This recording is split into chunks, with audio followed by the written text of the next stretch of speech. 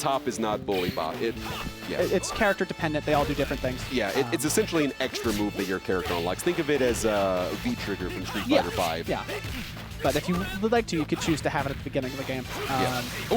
Okay, that's a flash kick. So we are seeing resident Garou champion, 2-time champion TakiTonfa play Kevin, the objectively best character in the game. Only a champion character for a champion winner.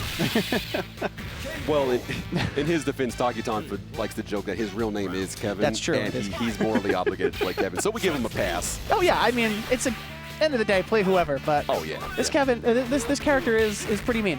The worst part about it is, the crazy part about it is that Taki is not even playing Kevin at the quote-unquote optimal level, because he's not doing his rotor cancels, which Taki admits as a pad player is pretty much physically impossible for him to do.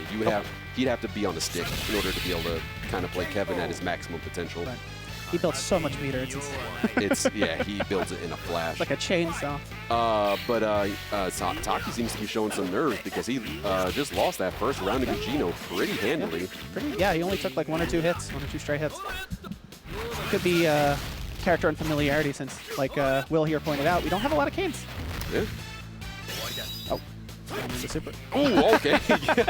He recovered just in time. Wow. That could have been bad. That was ballsy.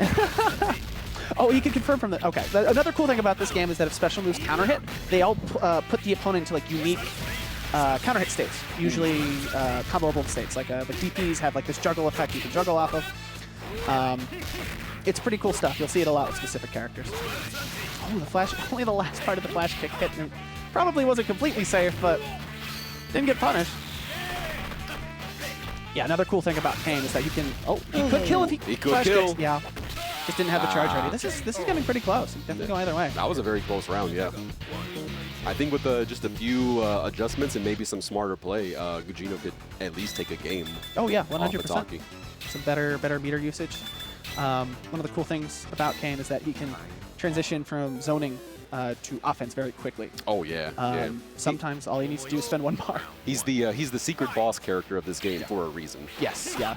He and Grant aren't visible on the character select because you have to input a code to pick them in the arcade version. But since this is a port of the home version, you can just go off screen and pick them very easily. Yeah, for all intents and purposes, they are tournament legal. There's nothing in this game that is illegal. Typically in the competitive scene, all stages, all characters. There's a few bugs that are allowed if you're able to do them. None of them are truly game breaking. But yeah, just Garou. It is. For how much visual polish this game has, it is surprisingly buggy. Yeah. Not as bad as last played, but which might even be prettier. But it's one of the main reasons why I've been asking for Garou 2 for the last couple of years, just because like this truly is a fantastic game that gets held back a little bit by some unfortunate programming issues, and I would like to basically see a mulligan. Oh yeah. Yeah, just keep the same system mechanics. You don't even have to add anything. Just bounce the characters a little more, get rid of the glitches. That's honestly what I'm saying. Like for Garou 2, change nothing. Just do it better. Just add a character or 2. You're set. Yeah, you're good to go. But right now, TakiTonfa very behind in health. He's 1 touch away, although... okay, there it is. I was going to say, if he slowed it down a little bit, he could probably recover some health, but there's actually wasn't that much time left in the round anyways. All right, 1 round apiece. Gugeno very good, much take this game. Okay, nice. Playing it very slowly. Death by 1,000 cuts here. Ooh, good one. It's a lot of damage. Yeah. Oh no. Might have been the combo from that. I'm not sure. Nice. Good read. That was very good, yeah. If he wasn't careful, he could have been put into a block stun infinite. Oh, good reaction. Wow. That was gutsy. That was. He has to hold this. This is plus. Yeah, that's super plus, and yeah. And here comes the infinite. Yeah. One of the many reasons why Kevin is a top tier is because he does have a infinite block stun. Block string, which is pretty crazy to have in a game that doesn't give you any real option to kind of get an opponent off you. There's no push block. There's no what is it typically called in other games? There's guard cancels. This game doesn't. This game kind of has guard cancels, but specifically from Just Defend. Yeah. So one of the mechanics, the last mechanic that I haven't explained is it just like any other most other SNK games, it does have just defend. The just defend when it's essentially you block with right before the attack would hit, and you have you're in block stun. You have less block stun.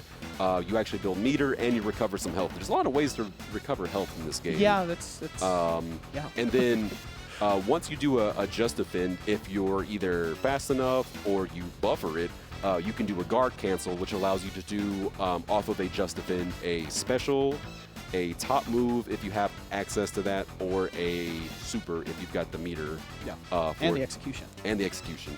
It's not a whole lot of time to input it as you just defend. You can buffer. You can buffer a guard cancel in this game. That's usually the main way that you're going to get it. It's the easiest way to just defend guard cancel.